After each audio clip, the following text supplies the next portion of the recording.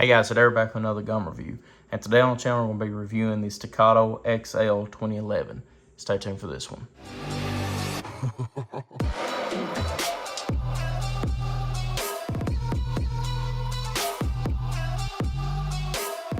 Alright guys, we're back. Once again today, we're going to be reviewing the Staccato XL 2011. Before we get ready with this review though, I'd like to give a very special thank you to Billet Bob's Ammunition. Billet Bob's Ammunition sponsored every bit of the 9mm ammunition that we use in this review today. They are a family-owned and operated business, and you get 100% free shipping with every single order. Doesn't matter how little or how big it is. So guys, I'll be leaving a link in the description below to their website. Swing by, check them out, let them know I sent you. And just a very special thank you to Billet Bob's Ammunition for the ammunition that we use today. So guys, let's go ahead and get started with the review. So this is the Staccato 2011 XL. So if you all have been watching my channel for any bit, I actually did review a Staccato XL approximately a year ago. That was one that was lent to me by Center Target Firearms and Indoor Range in London, Kentucky. And this one here, I actually bought myself, and Staccato didn't do any giveaways, anything like that. I bought this one myself, and this is 100% my honest opinion with everything. So before we get into the gun, let's go ahead and check everything it comes with from factory. As you can see here was the little tag that they had on it. You get all of your manuals, all this other stuff with it. You get your read before you shoot that talks about where you need to lube the firearm at. Here is my receipt from Staccato. Just going to keep all that with it. Here is the range report on it.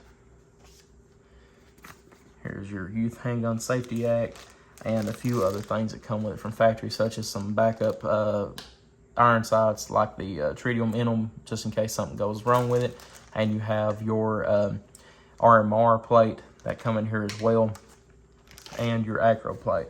So that's everything that is here in the top of it. Let's go ahead and get to the main act of the show.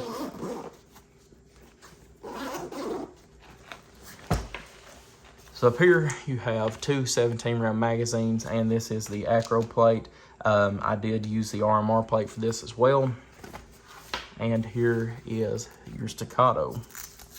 Go ahead and get it out and clear the firearm. This is the 20-round magazine, as you can see here, and yes, it is loaded. We'll set it over to the side.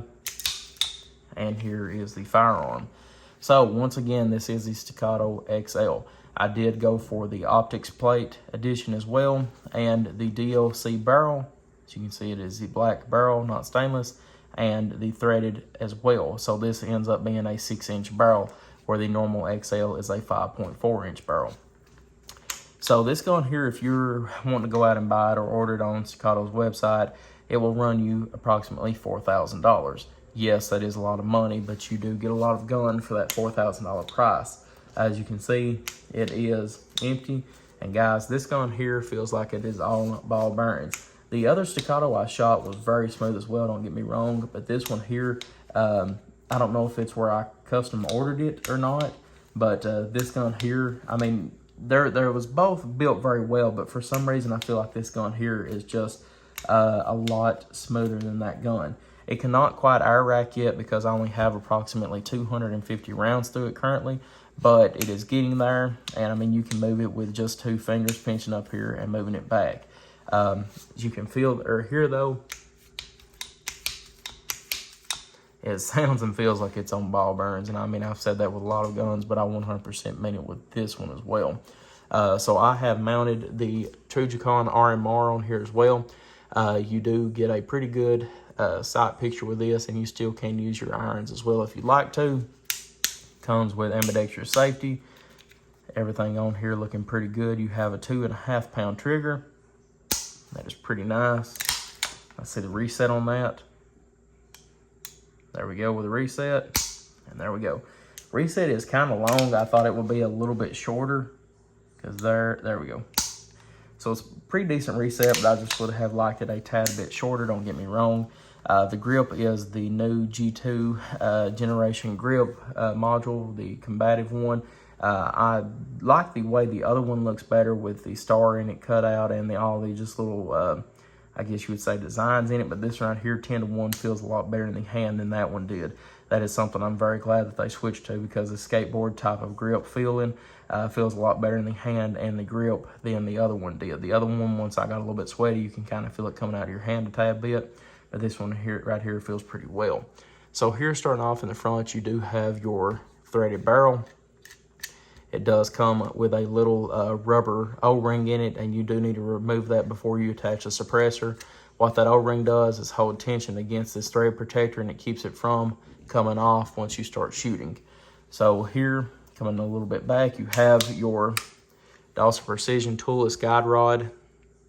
All you have to do whenever you take this gun down is decompress that a tad bit, let your slide go forward while you've got this decompressed. It will hold tension against it, take it apart, and it will slip right out. Up here you have your fiber optic front. Let's get a good side picture of that once again. So there we go. So pretty nice fiber optic front.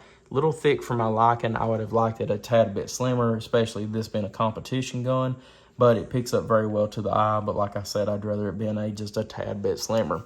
You have your cutouts here in the front that helps with cooling the barrel down and just taking some of that weight off of the slide itself. Up here in the front, you have one notch on your Picatinny rail.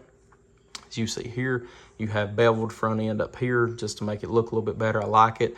I did ask them at one point if they could put more than just one notch in there, even though one notch is all that you normally use. I still like it having multiple notches just because of the way it looks a little bit more aggressive to me, if you know what I mean. So moving on back, you do have the polymer lower with the grip up here in front. I've got pretty large hands, but I do not grip guns up here, but it has a little bit of texture in here just in case you do.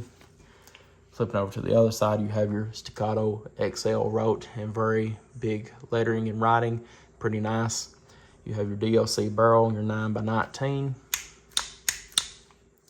Back here you have the same serrations as you do in the front, just not cut off of the top, as you can see here. So pretty nice overall. Your American flag, I always love that. Skeletonized curved trigger and grip texture, and your large magwell. Consider taking this magwell off. Yes, it is big, but I was actually going to probably conceal carry this pistol a tad bit, just here and there. Most time I conceal carry my Glock 34 with a compensator in the end of it, so this right here is going to be not much different. But yeah, if I'm considering taking this one off and putting a little bit smaller of a magwell. But for them quick reloads, you can get some very, very good angles with it, so I like that about it. But getting on to the review of this gun, is a very flat shooting gun. For me, for some reason, whenever I'm shooting this, I don't have near as much downward dip as I did with the normal 5.4 inch. The 6 inch, even though there is 0.6 of an inch longer up here in front, I guess it might be this RMR on the back of it, but it feels a little bit more evened out to me whenever I'm shooting it. Now the first Staccato though, the first XL I reviewed, it felt like it had a lot of forward dip to it, and this one doesn't feel like that for some reason. I'm not sure why, but it just doesn't. It feels a little bit more balanced overall altogether. This gun just looks amazing, to be honest with you guys. It's my most favorite looking Staccato of the lineup. Especially with that threaded barrel and it just being a 6 inch barrel overall. It puts a lot of velocity with that 9mm cartridge. Just looks really, really good overall. So up here you have the Dawson Precision mounting optics plate. It does have the built-in rear sight that is adjustable for windage but not elevation, so just know that. My windage is really good on right now. I did adjust it, but my elevation is still off because whenever you start looking a little bit lower into it, you shoot approximately at 15 yards, you shoot approximately 2 inches low. So not too bad, but just a little bit. I would still have liked it to be in a little bit more dead on. I do have this optic set in at a 15-yard side in, and it works really well with that. I liked how the results was at 15 yards, 30 yards, 50 yards, 100 yards, and 150 yards, so it was really nice. Overall, though, guys, a very, very sweet shooting pistol. And yes, spoiler alert for the 2011 XL versus the 6R X5. This one did beat that X5 out, and that is why this one is here, and the X5 is no more to be. But I will have a full review out on that, take them apart break by break, just to compare them from one to the other. But overall, though, guys, this gun functioned 100%, had no failures at all with the 200 rounds we shot through it today. This one right here will be around for a while on the channel, so guys, make sure that you keep an eye out for it. And overall, though, if you are looking for this gun to buy and you're wanting this video to be your stamp of approval to buy one, I don't know if I can say it is worth it or not. The reason I say that for is because, yes, it's a $4,000 gun. Very, very nice gun. And is it worth it to me? Yes. That's why it's here right now, and that's why it's going to be staying here for a while unless I find something else I like. But $4,000 to other people, you might expect the gun to shoot itself, and I can understand that.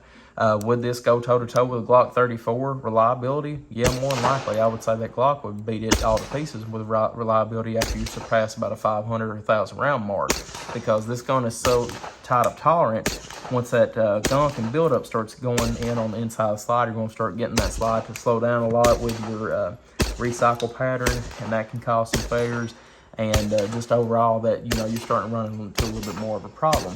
But once again, this is not a duty, quote unquote, rated handgun. This is a competition gun that you're supposed to clean every time you get done shooting it. Would I carry it for duty? Oh yeah. I mean, after what we've seen today with filming and all that, I would 100% love to carry this on duty, or just you know, some type of outer holster with really nice leather on it and everything like that.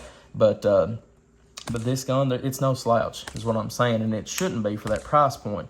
But, you know, whenever you're comparing them in price to a Glock, a $500, $600, $700 Glock, or whatever else you want to compare it to, you know, is it worth that extra money? Yes, it is to me, because I can look at this gun, and not only is it a self-defense piece, a collector's piece, whatever else, but it's also a lot of hand fitting and everything else put into that you have to look at. Same way as a Rolex, I can look down at my $100 G-Shock, and it will tell me the time just as good as a $20,000 Rolex will. But at the same time, what are you paying for? With this right here, you're not only paying for the smoothness, but the accuracy, the hand fitness, it being made 100% here in America, and just everything with this gun. But I mean, it's whatever you believe is worth the money to you.